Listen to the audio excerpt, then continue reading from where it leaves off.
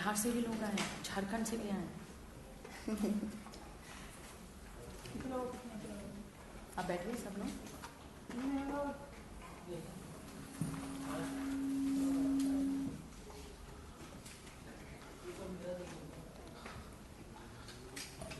आप सबका इस प्रेस कॉन्फ्रेंस में मैं स्वागत करता हूं। एक बार मैं आपके बीच में कुछ परिचय हैं, तो मैं एक बार कुछ परिचय आप लोगों के बीच में कराना चाहूंगा। हमारे बीच में भारतीय जनता युवा मोर्चा की राष्ट्रीय अध्यक्षा श्रीमती पूनम महाजन जी हैं, जो अभी लोकसभा में सांसद भी हैं मुंबई से। हमारे बीच में सौरभ चौधरी जी हैं। सौरभ चौधरी जी हमारे राष्ट्रीय महामंत्री हैं युवा मोर्चे के। हमारे बीच में सौरभ सिकदर जी हैं। सौरभ सिकदर जी अभी राष्ट्रीय मंत्री हैं युवा मोर्चा के। और हमारे बीच में देवजीत सरकार जी हैं। देवजीत सरकार जी अभी पश्चिम बंगाल के हमारे युवा मोर्चा के प्रदेश के अध्यक्ष हैं। और मेरा नाम रोहित चहल है, अभी राष्ट्रीय मीडिया प्रभारी के नाते से युवा मोर्चे का काम देख रहा हूं। मैं आगे की कार्रवाई के लिए हमारी राष्ट्रीय अध्यक्षा श्रीमती पूनम महाजन जी से आग्रह करूंगा कि आप सबको संबोधित करें। थैंक यू रोहित जी। आज का विषय युवा मोर्चा के रूप से, भारतीय जनता पार्टी के रूप से और राष्ट्रीय रूप से बहुत महत्वपूर्ण है। और आप जानते हैं विषय किस रूप से चल रहा है। इस विषय के शीर्षक को मैं कहना चाहती हूँ यू टर्न दीदी। मुझे लगता है मैं कह सकती थी यू टर्न ममता दीदी, लेकिन अपने प्रदेश के प्रति और देश के प्रति जो ममता दिखा नहीं सकता, उनका नाम लेने की जगह मैंने सोचा इसको यू टर्न दीदी बोला जाए शीर्षक को, तो ठीक रहेगा। We are gathered here to talk about what is actually happening in Bengal, how we as youth of this nation and a youth wing of BJP are looking forward to it, and how we are fighting our own battle for democracy in Bengal, and how West Bengal is burning, is undemocratic, and how our Karyakartas, BJYM leaders have been brutally murdered. We have always seen that happening in Kerala and we fought for it on ground in the parliament. लेकिन केरला से भी बदतर हालात आज पश्चिम बंगाल में आप देख रहे हैं, जहां पे युवा मोर्चा के कार्यकर्ताओं को देखा जाता है कि उनकी हत्या की जाती है। कुछ बच गए लेकिन अभी भी अस्पताल में है। इसलिए इसका शीर्षक मैं यूटर्न दीदी रखना चाहती हूँ।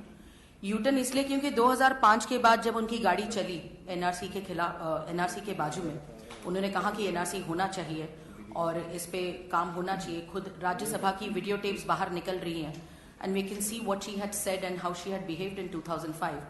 And suddenly, I don't know, it took for her a very long U-turn by 2018 to speak something which is so undemocratic and so non-Indian, non-nationalist. We talk about nationalism, we talk about our country. So मैं इतना कहना चाहती हूँ कि जब आप देश में एक प्रदेश के मुख्यमंत्री हैं और आप महिला हैं, आपसे अपेक्षाएं ज़्यादा होती हैं, आपसे प्रोफेशनलिज्म से लेके एक सॉफ्टनेस की अपेक्षाएं ज़्यादा होती हैं। उसके बाद जब इस प्रकार का आप जरिया सामने रखते हैं और कहते हैं समझो ये एनआरसी आएगा तो सिविल वॉर होगा, I mean this is so unparliamentary, totally anti national line honourable chief minister of West Bengal has said. इससे ज़्यादा अपने देश में you are a responsible chief minister of a state where you have to take care of that state and it's your responsibility, and then you question the country and its law and order. ये बहुत शर्मनाक बात है और इसके लिए हम युवा मोर्चा की तरफ से इसका विरोध करते हैं। जब हम लोकतंत्र, डेमोक्रेसी की बात करते हैं, there is a murder of democracy in waste Bengal. आप देख चुके हैं and this has been observed by first time by honourable supreme court, जिस प्रकार से पंचायत चुनाव पश्चिम बंगाल में हुए। उस पंचायत चुनाव में बहुत जगहों पे अनकंटेस्टेड टीएमसी के वहां के, मैं कहूंगी, गुंडा कार्यकर्ता चुनाव जीत के आए अनकंटेस्टेड। और बहुत जगहों पे चुनाव हुआ लेकिन चुनाव में जो टीएमसी के खिलाफ लड़े थे उन पे हमले हुए गए और उनका विरोध किया गया, या बहुत लोगों के खून भी हुए हैं। टीएमसी ने ये भी किया कि जो हमारे कुछ कार्यकर्ता जिला पंचायत में और पंचायत चुनाव में जीत के आए, आज उनको लाइफ थ्रेटनिंग डिमांड करते हैं, या पैसे देके कहा जाता है कि एक तो तुम हमारे साथ आओ या जिंदगी अपनी गंवा दो, या इतने पैसे ले लो और इस पास से काम करो। सो इस रूप से मर्डर ऑफ डेमोक्रेसी आप देखा जाए तो देख सकते हैं। प्री पोल जब हो रहा था, पोल के पहले and during the poll, registered 27 deaths have been registered. Nothing has happened with that. FIR जरूर दर्ज की है, उसके बाद ना कोई इंक्वायरी हुई ना कुछ हुआ, अभी still pending there. So 27 death हुए. पोस्ट पोल वायलेंस भी बहुत बढ़ गया क्योंकि किसी की कोई चलती नहीं थी और पोस्ट पोल वायलेंस बढ़ा. उसके बाद ऑनरेबल सुप्रीम कोर्ट को ये बोलना पड़ा इस पे. I quote, what is bothering us is that are out of total 48,650 panchayat seats, 16,000 posts remained uncontested, the bench says. Also comprising Justices A.M. Khanvilkar and D.Y. Chandrachud again said, adding that same was the situation regards for election for post of Jilla Panchayat, Jilla Parishad and Panchayat Samiti in villages. ये पहली बार honourable supreme court ने किसी चुनाव के लिए किसी सरकार को उसका विरोध किया है और उस पर कमेंट पास की है. तो ये बहुत जरूरी मुद्दा है कि यूटर्न दीदी ने एनआरसी के मुद्दे पे भी यूटर्न ले ली. देश के खिलाफ भी एंटी नेशनल ऐसी बातें करती थी सिविल वॉर से. मर्डर ऑफ डेमोक्रेसी उनके ही खुद के प्रदेश में हो रही है और उसी प्रदेश में पोल्स में भी हो रही है, इलेक्शन में भी हो रही है. बहुत जरूरी मुद्दा when we talk about youth is unemployment. All time low Paschim Bengal में अनएम्प्लॉयमेंट है. आंकड़ों के रूप से आप देख सकते हैं. और आप सब जानते हैं कि सबसे बड़ा स्टिंग ऑपरेशन पश्चिम बंगाल में तो बहुत होते हैं नारदा शारदा से, लेकिन नया स्टिंग ऑपरेशन पश्चिम बंगाल से हुआ था कॉलेज एडमिशन रैकेट. जो टीएमसीपी के जो स्टूडेंट यूनियन है टीएमसी की, उनके सब कार्यकर्ताओं ने 5,000 से लेके 1.5 लाख रुपए का बड़ा रैकेट हर कॉलेज एडमिशन के लिए रखा है. और आप ये सब लोगों ने स्टिंग ऑपरेशन के रूप से देखा है. और इस रूप से टीएमसी पूरे कॉलेजों में युवाओं का भविष्य नहीं तो युवाओं का भविष्य कैसे बर्बाद हो और उससे वो कैसे पैसे कमाए, उस रूप से टीएमसी की युवा विंग काम कर रही है.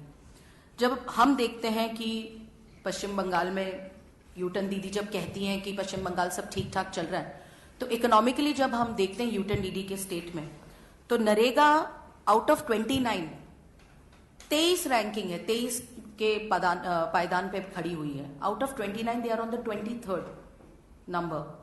आप सोचिए, मतलब गरीब कल्याण के लिए जो दीदी बात कर रही थी और हर उस गरीब पे दादागिरी उनकी जो हो रही है, आज उस गरीब कल्याण के लिए नरेगा भी इतनी अच्छी व्यवस्था वो गरीबों तक पहुंचा नहीं पाई. मिनिमम वेजेस में नेशनल 340 नंबर है और इनका 170 है. तो आप सोचिए किस रूप से बात चल रही है पश्चिम बंगाल में. वायलेंस हो रहा है, अनडेमोक्रेटिक अप्रोच हो रहा है और पश्चिम बंगाल में एम्प्लॉयमेंट नहीं, युवाओं को ताकत नहीं, इक्वालिटी नहीं. हर वक्त ममता दीदी खुद महिलाएं, तो हम अपेक्षा करते कि she will talk about women rights, she will talk about equality, gender equality, empowerment of women. But maximum crime against women is happening in Paschim Bengal, west Bengal.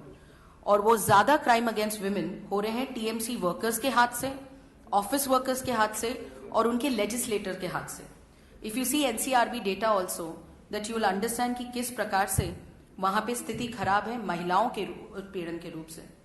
ये एक फाइनेंशियल एक्सप्रेस की न्यूज भी थी कि BJP candidates pregnant relative raped allegedly by TMC goons. और वो कहा गया था कि ये टीएमसी गूंज है और उनको पकड़ा भी गया.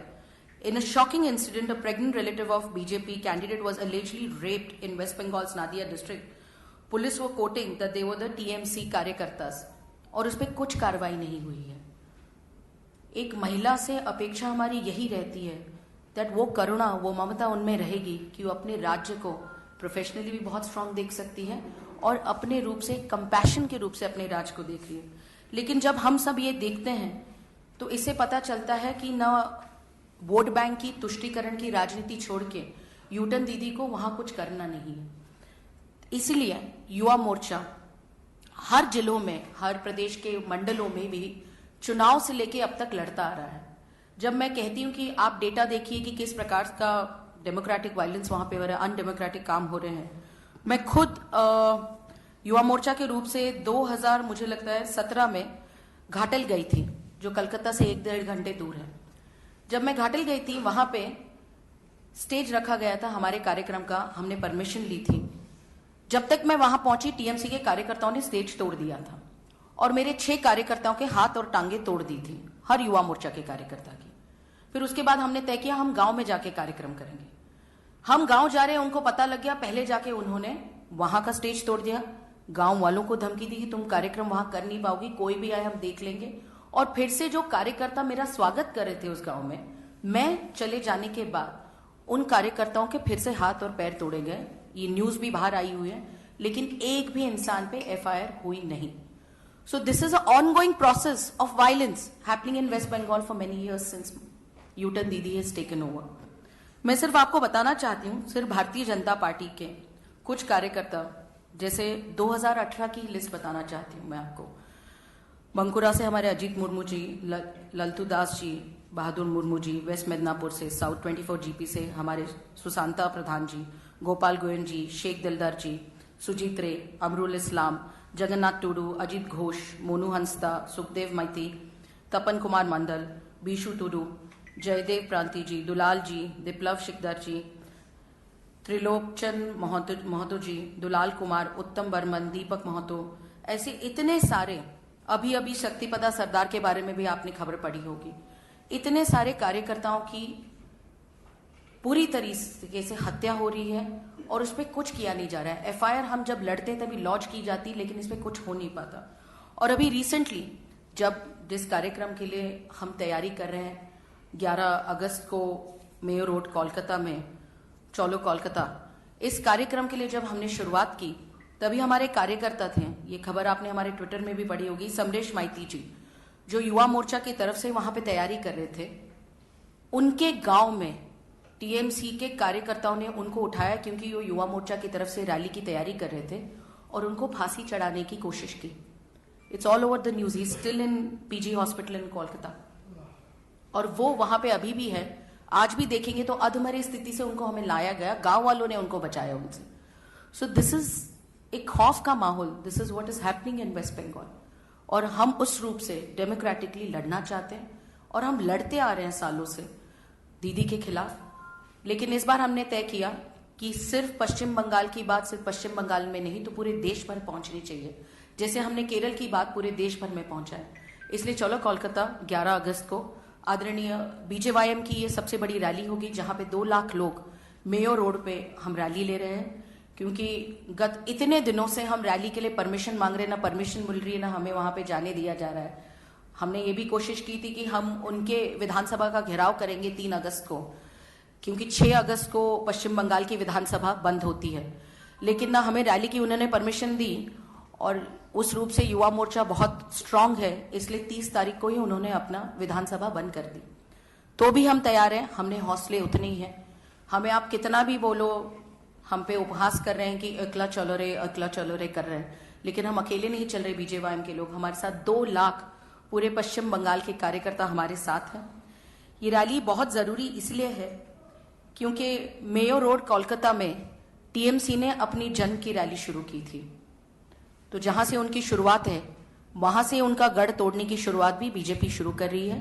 और 11 अगस्त को इस रैली में सारे देश की जनता इस रैली को देखे, इस हमारी तैयारी को देखे और डेमोक्रेटिकली हमारे साथ आए और ये पूरे देश भर की जनता को दिखाए कि एंटी नेशनल एक जब मुख्यमंत्री रिमार्क करता है अपने प्रदेश में रह के, अपनी प्रदेश की जनता की चिंता ना करते हुए, तो किस रूप से इस पे देश पे कितना बड़ा इम्पैक्ट पड़ता है.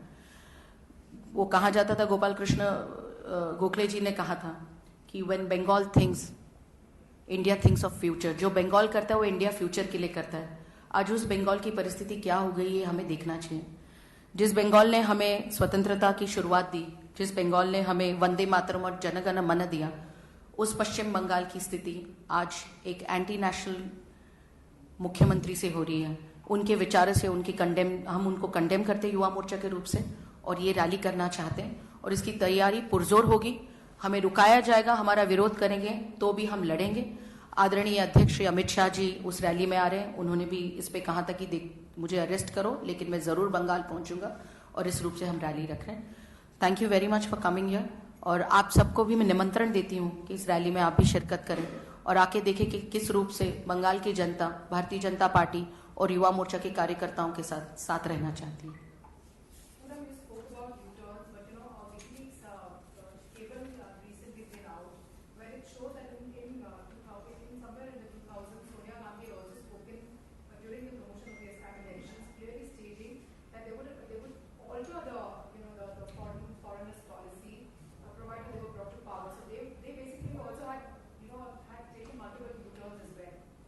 That's why I think she brought the flowers and That's why U-turn Didi reached to U-turn Bhabhi, met her and presented her flowers and decided that let's get together and have a future U-turn plan for the country and make the fool the, making fool out of countrymen. There is a IB report which says that on 15th July when Prime Minister was doing a rally in Lahore, the tent collapsed because there were irregularities which were found on the part of the district administration, and even in fact the district administration has been found guilty. So do you think that the government in fact has risked the life of Prime Minister? I think this is the question and the answer also you have the answer with that. This is how the situation in West Bengal is. I mean, IB reports, I haven't read the report, but this is the reality where the anger, people are talking about compassion. I think U-turn Didi should have taught the compassion to a person who are actually tweeting and talking against the party and doesn't even know what NRC is. So it's very important that we should understand in a rally or whatever happening in West Bengal, it impacts the entire nation. It impacts the ideology of nationalism. And it's very important. That's why I say your question has the right answer to it. Sushma Swaraj के इस बयान पर कि लोकराम विवाद के सुलझने के साथ अगर इसको निपटाया जाए तो निपट सकता है, तो राहुल गांधी ने इसके लिए कहा है कि इस विवाद पे मतलब ये विवाद इस तरीके से उन्होंने कहा है कि नतमस्तक होना इस तरीके से मेरी अपेक्षा एक बार जो ट्वीट नतमस्तक हो रही है, इससे हमारे सैनिक हैं उनका मनोबल टूट रहा है, तो यूटर्न और इस यूटर्न में क्या नहीं, जब वो ट्वीट करते हैं तो मेरी इच्छा है कि एक बार वो खुद अपना ट्वीट पढ़ के दिखाए. वो पढ़ते हैं कि नहीं ये भी मुझे पता नहीं. आज भी कुछ ऐसा ट्वीट उन्होंने किया है और मुझे समझ नहीं आता कि वो खुद पढ़ते हैं कि नहीं और इतनी शुद्ध हिंदी उन्होंने कभी जिंदगी में पढ़ी है कि नहीं, वो उस रूप से भाषण कर पाते कि नहीं. So I never look at him by his Twitter because we see him in reality and it does not match. So that is a very important thing. और आदरणीय सुषमा जी ने बोला होगा तो इसलिए बोला होगा कि हमें जवानों की इज्जत रखना और उनका मान सम्मान रखना ये सिर्फ एनडीए की सरकार ही आपको दिखा सकती है. और ये पहली ऐसी सरकार थी, इसके पहले जिन्होंने ट्वीट किया उनकी सरकार में हमें शव और सिर्फ कटे मुंड लाने पड़ते थे सर हमारे जवानों के. तो मुझे लगता है कि इस प्रश्न का उत्तर पहले वो अपनी इतिहास देख के दिया करें. तो उनका कमेंट करना, मैं कहा ना कि कोई उसमें ट्वीट और वो उसमें बहुत अंतर है. तो मैं चाहती हूँ कि जब अगली बार ट्वीट करे तो एक बार खुद भी पढ़ ले. जी जी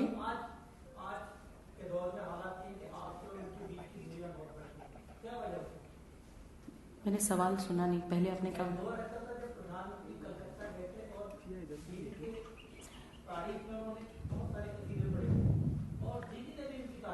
हाँ, तो वो आप मुझे लगता है दीदी को पूछेंगे, उनके यूटर्न पे होगा. हम गले नहीं पड़ते किसी के, हम गले जरूर मिलते हैं और हम चाहते हैं कि कंपेटिटिव फेडरलिज्म हो, कंपटीशन हो, प्रत्येक स्टेट अच्छा काम करे, हम सब साथ में मिलके, हम सब इसी भारत के सपूत हैं और काम करें. लेकिन जब यूटर्न के रूप से उनका स्वभाव देखते हैं तो हमें भी दुख होता है. हम नहीं चाहते कि कोई पर्सनली अटैक करे, लेकिन जब मैं भारत की नागरिक हूं और मेरे भारत को सिविल वॉर के रूप से आप देखना चाहते हो या लोगों को भड़काना चाहते हो, ये तो बहुत गलत बात है. Yes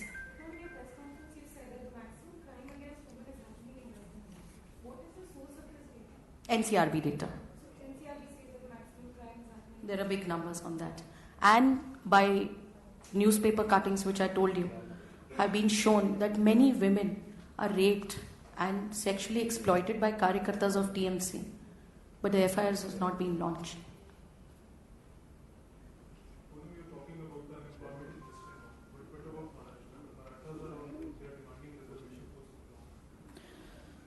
I think this is the first government in Maharashtra who actually are not doing lip service and really want respect for every community of Maharashtra. I think the Honorable CM of Maharashtra 2 days back explained it properly that he just doesn't want kathni और करनी में हमें फर्क नहीं करना है. We don't want to play politics with youth of Maratha youth.